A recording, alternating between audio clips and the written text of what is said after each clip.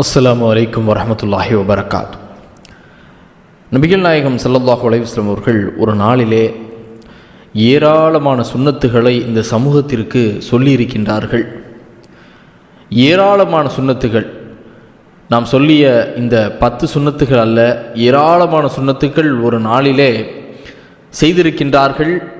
அந்த சுன்னத்துகள் அல்லாஹ்வை திருப்திப்படுத்தக்கூடிய அளவிற்கும் நமக்கு அதிகம் நன்மைகளை பெற்றுத்தரக்கூடிய அளவிற்கும் இருக்கக்கூடிய சுன்னத்துகள்.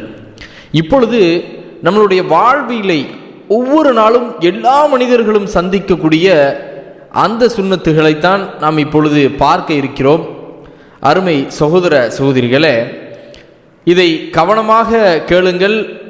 எல்லா மனிதர்களுக்கும் இந்த நபிகள் நாயகம் ஸல்லல்லாஹு அலைஹி வஸல்லம் அவர்கள் கற்றுக் கொடுத்த இந்த வழிமுறை என்பது தினமும் நம்மை கடந்து செல்லக்கூடிய, நாம் கடந்து செல்லக்கூடிய விஷயங்களாக இருக்கிறது.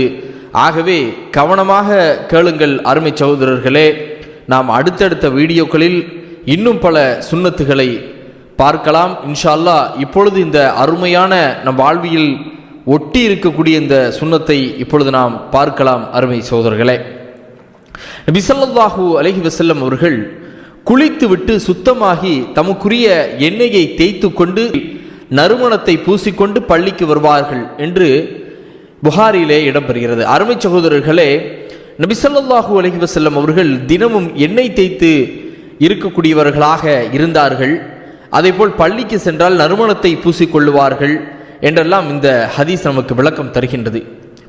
மேலும் நபி ஸல்லல்லாஹு அலைஹி வஸல்லம் அவர்கள் படுக்கைக்கு சென்றால் வலது பக்கத்தில் சாய்ந்து உறங்குவார்கள் என்ற இந்த செய்தியையும் நாம் கவனத்தில் கொள்ள வேண்டும். அடுத்ததாக, ஒரு மனிதர் தலைமுடியை பரட்டை போல் விரித்து கொண்டு வரக்கூடிய சூழலிலே நபி ஸல்லல்லாஹு அலைஹி வஸல்லம் அவர்கள் அந்த மனிதரை பார்த்து கேட்கின்றார்கள், இவர் தமது முடியை படிய வைக்கும் ஒரு பொருளை பெற்றுக்கொள்ளவில்லையா, அதாவது தலைவாரக்கூடிய அந்த சீப்பு இருக்கு இல்லையா, அதை பெற்றுக்கொள்ளவில்லையா என்று நபி ஸல்லல்லாஹு அலைஹி வஸல்லம் அவர்கள் கேட்கிறார்கள்.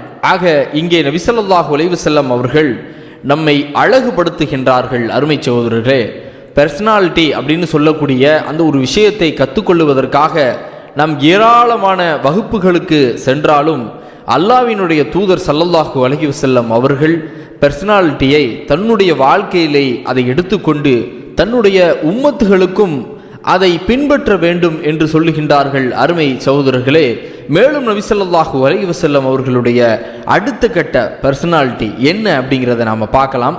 அடுத்து நபி ஸல்லல்லாஹு அலைஹி வஸல்லம் அவர்கள் சொல்லுகின்றார்கள், நாம் தினம் தினம் சந்திக்கக்கூடிய விஷயங்கள் தான் இந்த விஷயங்கள். மேலும் சொல்லுகின்றார்கள், அல்லாஹ்வையும் மறுமை நாளையும் நம்பியவர் தம் விருந்தாளியை கண்ணியப்படுத்தட்டும், அல்லாஹ்வையும் மறுமை நாளையும் நம்பியவர் ஒன்று நல்லதை பேசட்டும் அல்லது வாய்மூடி இருக்கட்டும். பாருங்க, நல்லதை பேசுங்க, இல்லைன்னா அமைதியா இருந்துக்கோங்க. ரசூலுல்லாஹ் சொன்ன விஷயம் எவ்வளோ அழகா இருக்கு பாருங்க. நாம இன்னைக்கு நல்லதை யதார்த்தமான வார்த்தைகளை நாம் பயன்படுத்தி விட்டால் நம் நண்பர்களிடமோ உறவினர்களிடமோ அது மிகப்பெரிய ஒரு சண்டையில் போய் முடிந்து விடுகிறது. ஆக நபி ஸல்லல்லாஹு அலைஹி வஸல்லம் சொல்கிறார்கள், நல்லதை பேசுங்கள், இல்லைன்னா அமைதியா இருங்க அப்படின்னு சொல்லிடுறாங்க. அடுத்து விஷயம் நம்ம பார்க்கலாம். இது ஒரு நமக்கு புரியணும் அப்படிங்கிறதுக்காக இந்த மாதிரியாக நான் விளக்கமாக சொல்கின்றேன் அருமை சகோதரர்களே. மேலும் நபிகள் நாயகம் ஸல்லல்லாஹு அலைஹி வஸல்லம் அவர்கள் சொல்லுகின்றார்கள், பசித்தவருக்கு உணவளியுங்கள், நோயாளியை சந்தித்து உடல் நலம் விசாரியுங்கள். இன்னைக்கு மருத்துவர்கள் சொல்லக்கூடிய விஷயம், நோயாளியை நாம் அவர்களிடம் 4 வார்த்தை நல்ல விதயமாக பேசினால் அவர்களுடைய நோய் சற்று குணமாகிவிடும் என்று சொல்லுகின்றார்கள். அல்லாஹ்வினுடைய தூதர் ஸல்லல்லாஹு அலைஹி வஸல்லம் அவர்கள் 1400 ஆண்டுகளுக்கு முன்பாகவே அழகாக சொல்கின்றார்கள், நோயாளியை சந்தித்து உடல்நலம் விசாரியுங்கள், பசித்தவர்களுக்கு உணவளியுங்கள். இன்னைக்கு சாலையோரங்களிலே இருக்கக்கூடிய ஏழைகள் நாம் இன்னைக்கு பார்த்து கொண்டு இருக்கின்றோம். அவர்களுக்கெல்லாம் உணவு கொடுக்க வேண்டும் என்று இங்கே நபி ஸல்லல்லாஹு அலைஹி வஸல்லம் அவர்கள் சொல்லுகின்றார்கள். மேலும் ஒரு அழகிய ஒரு நபிமொழியை இப்பொழுது நாம் பார்க்கலாம். நபி ஸல்லல்லாஹு அலைஹி வஸல்லம் அவர்கள் கூறினார்கள், உனது சகோதரனை மலர்ந்த முகத்துடன் நீ சந்திப்பது உட்பட எந்த ஒரு நல்ல காரியத்தையும் அற்பமாக நினைத்து விடாதே. பாருங்க, எவ்வளவு எவ்வளவு அழகிய ஒரு முன்மாதிரி நபிகள் நாயகம் ஸல்லல்லாஹு அலைஹி வஸல்லம் அவர்கள். இன்னைக்கு நம்ம சகோதரனா உடன் பிறந்தவர்கள் மட்டுமல்ல, இந்த உலகத்தில் இருக்கக்கூடிய ஒட்டுமொத்த மனிதர்களும் நம்மளுடைய சகோதர சகோதரிகள் தான். நாம் அந்த சகோதரர்களை பார்க்கக்கூடிய நேரத்திலே மலர்ந்த முகத்தோடு நாம் பார்க்க வேண்டும். இதுவே பல பிரச்சனைகளுக்கு முற்றுப்புள்ளி வைத்துவிடும். அருமை சகோதரர்களே, மேலும் நபிகள் நாயகம் ஸல்லல்லாஹு அலைஹி வஸல்லம் அவர்கள் சொல்லுகின்றார்கள், உங்களில் ஒருவர் தன்னுடைய சகோதரனை சந்தித்தால் அவருக்கு சலாம் சொல்லுங்கள் என்று நபி ஸல்லல்லாஹு அலைஹி வஸல்லம் அவர்கள் கூறுகின்றார்கள். சலாம் நேரத்திலே மலர்ந்த முகத்தோடு நாம் பார்க்க வேண்டும். இதுவே பல பிரச்சனைகளுக்கு முற்றுப்புள்ளி வைத்துவிடும். அருமை சகோதரர்களே, மேலும் நபிகள் நாயகம் ஸல்லல்லாஹு அலைஹி வஸல்லம் அவர்கள் சொல்லுகின்றார்கள், உங்களில் ஒருவர் தன்னுடைய சகோதரனை சந்தித்தால் அவருக்கு சலாம் சொல்லுங்கள் என்று நபி ஸல்லல்லாஹு அலைஹி வஸல்லம் அவர்கள் கூறுகின்றார்கள். சலாம், இது நாம் இன்னைக்கு எத்தனையோ மனிதர்களிடம் நாம் சலாம் சொல்லுகின்றோம், அவர்களும் நமக்கு சலாம் சொல்லுகின்றார்கள், நாம் பதில் சொல்லுகின்றோம்.